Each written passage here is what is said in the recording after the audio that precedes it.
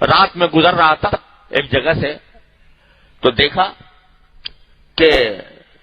لوگ ٹرکوں پہ سوار اور موسیقی کے ساتھ، میوزک کے ساتھ، بظاہر نعتیں پڑھی جا رہی ہیں میوزک کے ساتھ، اور لوگ ڈانس کر رہے ہیں اس کے ٹرکوں کے اوپر کھڑے ہو کر ڈانس کر رہے ہیں، اور اس کو سمجھا جا رہا ہے کہ یہ محبت ہے رسول اللہ صلی اللہ علیہ وسلم کی۔ رات بھر یہ ہنگامہ ہوتا رہا اور یہ سمجھا جا رہا ہے کہ ہم نبی کریم صلی اللہ علیہ وسلم کے ساتھ محبت کا مظاہرہ ہے۔ حضور فرماتے ہیں کہ میں اس لیے آیا ہوں تاکہ ان گانے بازوں کو ختم کروں۔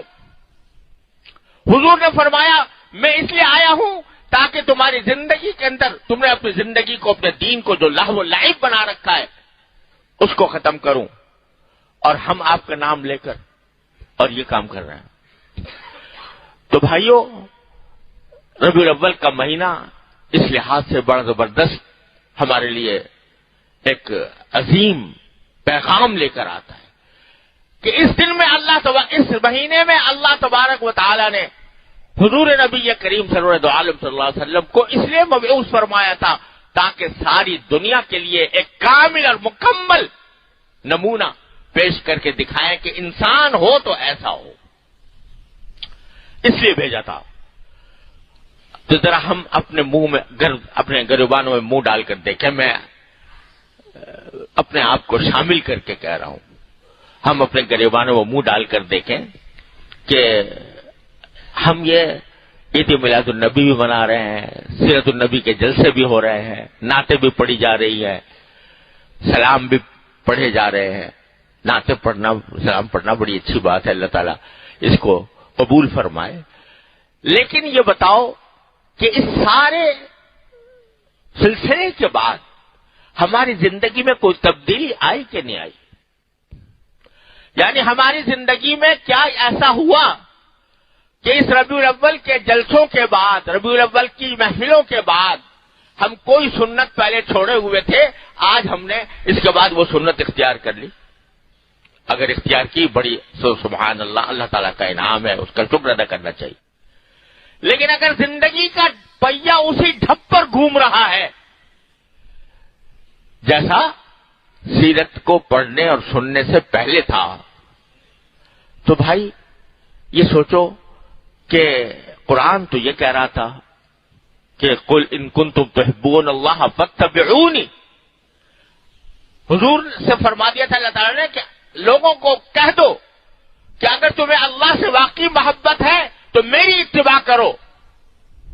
میرے اسوہ حسنہ کی اتباع کرو، میری زندگی کے ایک ایک ادا کو اپنے زندگی کے اندر اپناؤ، تو تم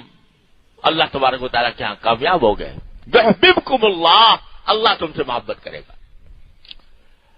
تو ذرا سا ہم اپنا سب جائزہ لے کے دیکھیں کہ آیا ان سارے جلسوں جلوسوں کے بعد اور حضور اقدس صلی اللہ علیہ وسلم سے اپنی اظہار محبت کے بعد کیا کبھی ایسا ہوا کہ ہم نے کوئی سنت پہلے چھوڑی ہوئی ہو اب اختیار کر لی ہو؟ اگر نہیں ہوا تو اس کا معنی ہے کہ ہمارا صرف زبانی جمع خرچ ہے اور اس سے آگے کچھ نہیں ہے۔ تو میری گزارش یہ ہے، اللہ تعالی مجھے آپ کو سب کو اس کی توفیق عطا فرمائے کہ ایک کتاب کو یہ اپنے سامنے رکھ لیں جس میں رسول کریم صلی اللہ علیہ وسلم کی زندگی کی سنتیں بیان کی گئی ہوں۔ اس کے لیے میں تجویز کرتا ہوں میرے شیخ حضرت ڈاکٹر عبدالحی صاحب عارفی رحمۃ اللہ علیہ کی کتاب ہے اسوہ رسول اکرم صلی اللہ علیہ وسلم۔ اس میں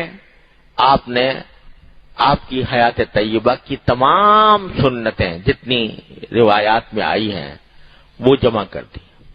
آپ کس طرح اٹھتے تھے، کس طرح بیٹھتے تھے، کس طرح چلتے تھے، کس طرح کھاتے تھے، کس طرح پیتے تھے، کس طرح سوتے تھے، کس طرح جاگتے تھے، کس طرح کسی سے معاملات کرتے تھے، وغیرہ وغیرہ۔ اس کو ہم سامنے رکھ لیں اور سامنے رکھ کر اپنا جائزہ لیں، ان میں سے کون سی چیز ایسی ہے جو ہمارے اندر موجود ہے، اگر موجود ہے الحمدللہ اللہ تعالیٰ کا شکر ادا کریں، موجود نہیں ہے تو اس کو اختیار کرنے کی کوشش کریں۔ اگر یہ کام ہم نے کر لیا تو بے شک ہماری یہ سیرت کی محفلیں کامیاب ہیں اور انشاءاللہ اس کا فائدہ ہمیں دنیا و آخرت میں ملے گا. اگر یہ نہ کیا تو پھر اس کے معنی یہ ہے کہ ہم رسول کریم صلی اللہ علیہ وسلم کی محبت کے دعوے جو کرتے ہیں اس میں سچے نہیں ہیں. اللہ تعالیٰ اپنی رحمت سے ہمیں اس سے محفوظ رکھے. اللہ تبارک و تعالیٰ ہمیں اتباع سنت کی مکمل توفیق عطا فرمائے اور ہر طرح کے شر سے، معصیتوں سے، گناہوں سے ہماری حفاظت فرمائے. وآخر دعوانا الحمدللہ رب العالمین.